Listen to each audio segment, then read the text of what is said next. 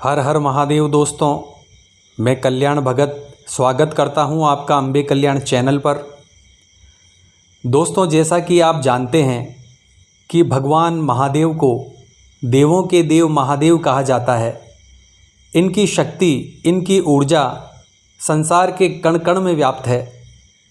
शिव ही आदि हैं और शिव ही अनंत है।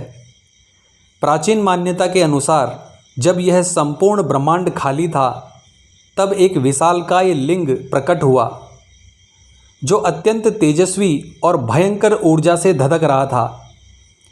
इस शिवलिंग के प्रकट होने के बाद समस्त ब्रह्मांड असीम ऊर्जा से भर गया। इसीलिए इस ब्रह्मांड में मौजूद ऊर्जा को शिव शक्ति कहा गया है और शिवलिंग की शक्ति के रूप में ही पूजा जाता है।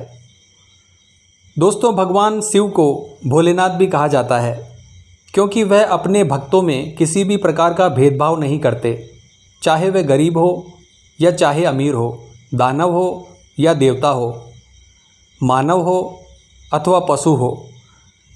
यह सभी पर समान रूप से कृपा बरसाते हैं।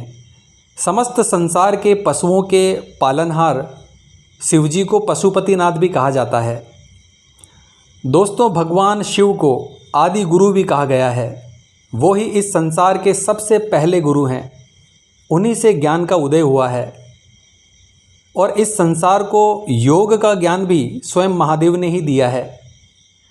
दोस्तों, भगवान शिव को प्रसन्न करने के लिए सोना चांदी, हीरे जवाहरात या पंच पकवान की आवश्यकता नहीं है।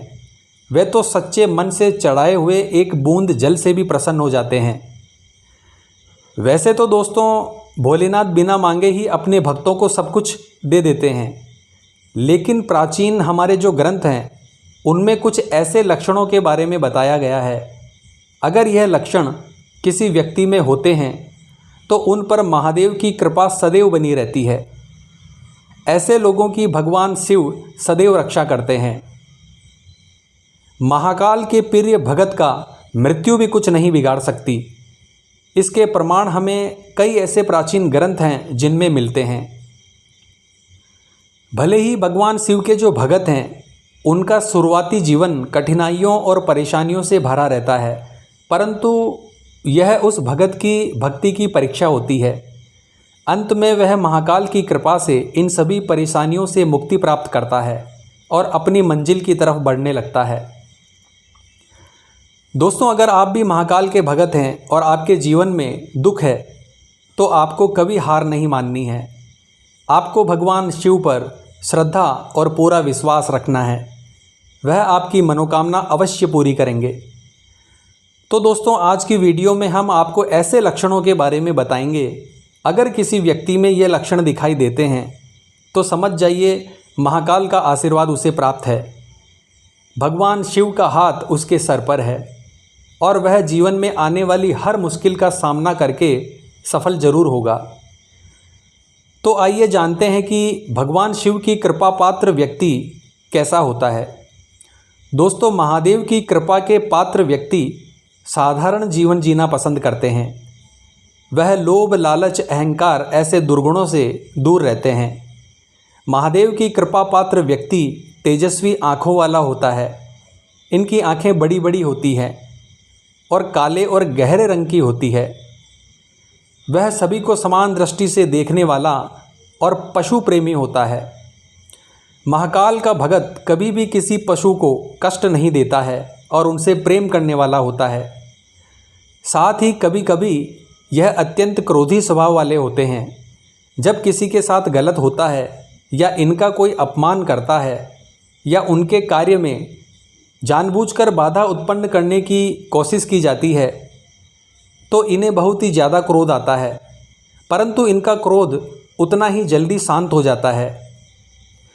क्रोध के आवेश में कुछ गलत ना हो जाए, इसी कारण इन्हें कभी कभी डर भी लगता है।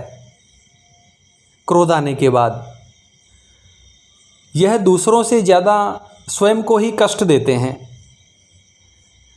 दोस्तों, आपने देखा होगा परोपकार के लिए वृक्ष फल देते हैं, परोपकार के लिए ही नदियाँ बहती है और हमें जल प्रदान करती है। गाय भी परोपकार के लिए ही दूध देती है और महाकाल के भगत परोपकार में ही लगे रहते हैं।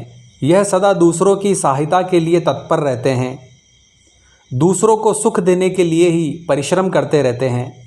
महाकाल के भगत परोपकारी होते हैं। जिस प्रकार नदियाँ अपना जल खुद नहीं पीती, वृक्ष अपना फल खुद नहीं खाते, इसी प्रकार महाकाल के भगत अपनी मेहनत, अपने परिश्रम का फल सदैव दूसरों पर लुटाते रहते हैं।